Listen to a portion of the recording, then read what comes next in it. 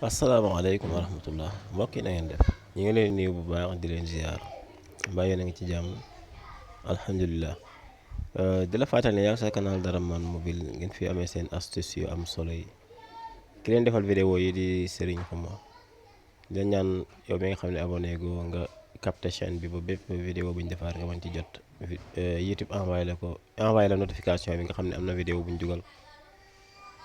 vidéo tay bi dañuy ñëw ci kii logo maanaam ku yàlla dogal ngay soxla ay logo ay kii ay logo chaîne YouTube wala logo site wala logo yeneen daal yoo xam ne si di nga ci bëgg a def sa logo bopp logo boo xam ne sa logo personnel la. dafa am benn application boo xam ne si bu am solo la ci wàllu logo muy kii bi 3D bi nii bi 3D. ginnaaw boo demee Play Store ba installé ko demee Play Store da ngay def logo transparent boo bindee logo transparent mu génneel la application bi nga xool ba gis logo bu niroog bii nii 3D bi logo bu niroog bii da nga koy xool bu baax boo gisee bu niroog bii rek nga cliqué ci kawam boo cliqué ci kawam lii la lay présenté lii. léegi fii mooy fii nii fii la ñuy créer logo bi nga soxla comme yow logo rek nga ci soxla fii nga koy créer li nga créer ba pare moo logo fii lay nekk kon ñaar yooyu bon mën nañ cee yam comme moom moo ñu yitteel. léegi boo bëggee créer logo da ngay cliquer fii nii boo cliquer mu laaj autorisé comme ma liggéeyee goo ci autorisé waaw lii la lay génneel bu la génneele lii. su fekkee texte nga bëgg a bind xam nga ni ñu bind texte bi nga ñëw ci texte bi nga bind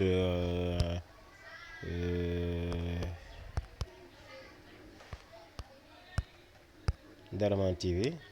nga ok nga ñëw fi ñu koy couleur nga jël couleur bu la neex xaaral ma jël vert bi nga couleur ko soo paree na nga ñëw fii nii fii ñu def aar fii foofu ngay cliquer boo cliquer ci kawam mu génneel la affiche logo yi fi am logo yi fi nekk yëpp nga ñëw fii bu la neexee nga ñëw ci maanaam logo bu la neexee ngay tànn bu neex man maa tànn bi quoi parce que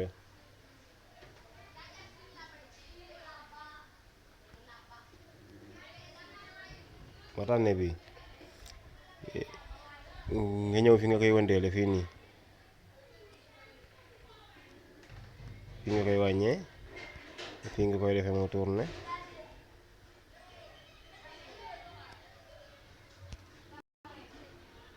exemple la rek mais mën na gën a rafet nii quoi su fekkee yow jublu nga ko mën nga tànnal sa bopp ba gis bu gën a rafet léegi comme def nga nii da ngay ñëw fii da ngay ñëw ci contexte bi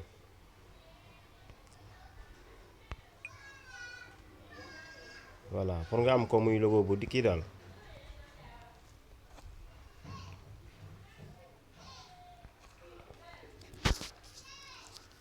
léegi fi mu toll nii bu la neexee nga enregistré boo enregistré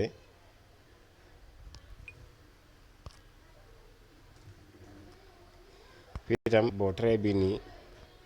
day tax mu transparent maanaam contexte bi nga ci def mu gën a transparent voilà léegi comme pare nga nii bu la neexee nga enregistré fële ci kaw boo enregistré mu laaj la fan ak fan nga ko bëgg a def yow nga ñëw fii nii fii ci bii nga koy dugal boo ko dugalee ci bii gis nga instant bi logo baa ngi nii boo ko bëggee partager mi ngi nii boo ko bëggee denc faneen mi ngi nii voilà gis nga lii mooy logo bi quoi lii mooy vidéo bi di leen jaajëfal bu baax baax ci topp ngeen doon topp di wax am na solo quoi am na solo parce que bëri na application yoo xam ne dañ def ay logo mais du nekk yu transparent mais bii nii bu transparent la nga xam ni foo ko def rek day kii day transparent waaw nga xam ne di nga ko mën a placer ci sa vidéo chaîne yi wala sa site boo amee site wala bépp application boo xam ne si daal di nga fay mën a présenter ay vidéo ki photo asalaamaaleykum wa rahmatullah kon de gaa yi ko